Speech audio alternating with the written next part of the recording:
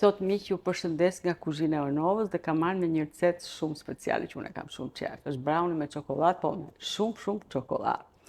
Po jap një herë përbërësit për këtë recetë do të na duhen 190 gram çokoladë e zezë për çokoladë fondente, 190 gram gjalp, 190 gram sheqer, na duhen 120 gram miell, 3 kokra vezë, 30 gram kakao e hidhur dhe një gjysmë luge fryrës për torta.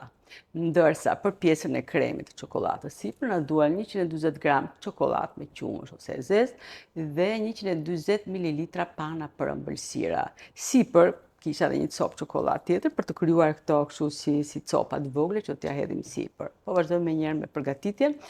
Është shumë e thjeshtë. Atë në një tenxhere të vogël do të hidhni gjalpin bashkë me çokoladën e zezë të grirë në copa në thërime kështu si kjo. O mund ta vini në banjmari ose nëse do të përdorni pianurën, temperatura duhet të jetë shumë e ulët që të mos na prishet shija e çokoladës. Mbasi ajo të jetë tretur, e hedhim në një tas, pra gjalpin me çokoladën, do të shtojmë dhe sheqerin, do t'i përziejmë me një tel vezësh, pra nuk ka nevojë as për ras elektrike, dhe mbasi të ftohet pak kjo masë, do të shtojmë vezët një nga një, kontrollojeni më parë natyrisht se mos kanë të prishur, përzieni pak me pirun dhe shtojeni këtë taci ku kemi këtë masën, i përzieni mirë pra përsëri me telin e vezëve, do të shtojmë mielin dhe fryrësin, do t'i shtojmë me sit dhe do t'i përziejmë përsëri. Pra, kemi këtë masën që do ta kalojmë në furrë.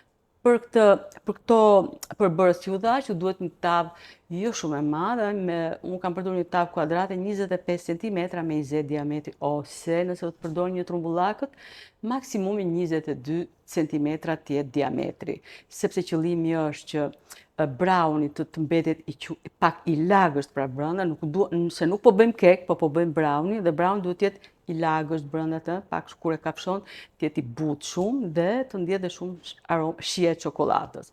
E vëmë të piqet me 180 gradë, ke 25-30 minutë, pra okej, do bëjmë domethënë provën me kryet e dhëmbësh, por ajo nuk duhet të dalet thatë, duhet të dalet kështu të vishet pak ajo kryetësia e dhëmbëve, domethënë të jetë kështu pak të lagët pra pak brenda.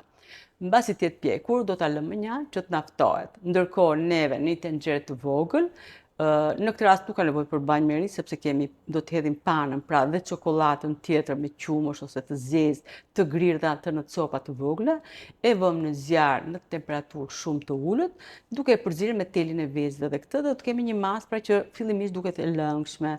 Do ta lini më njanë dhe ajo duhet pushohet derisa të ngrihet, pra të bëhet si kjo masa që është këtu.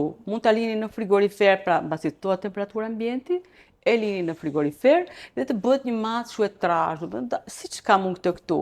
Dhe në momentin që do ta servirni, do t'ja hidhni sipër dhe hidhni dhe copat e çokoladës që kemi këtu në copa të vogla, në thërime.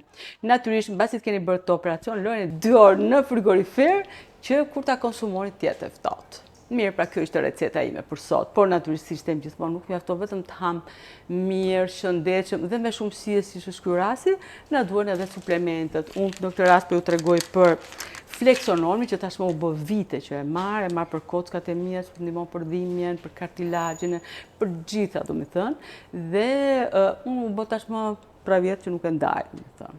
Mirë, pra unë uroj që receta ime t'ju ketë pëlqyer, kujdesuni për veten. Bashkë jemi përsëri me recetë tjetër.